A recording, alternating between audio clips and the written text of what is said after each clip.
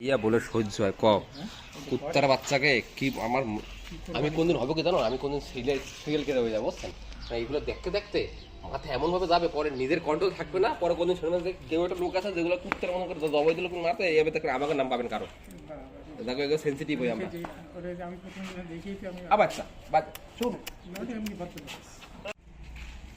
না আমি কাটা না না না না বাচ্চা বাচ্চা বাচ্চা বাচ্চা বাচ্চা বাচ্চা বাচ্চা কই না না না না না না কিচ্ছু হয়নি, কিচ্ছু হয়নি। দাঁড়াও দাঁড়াও দাঁড়াও দাঁড়াও দাঁড়াও এই বাচ্চা মাসেল দাও এই ধরো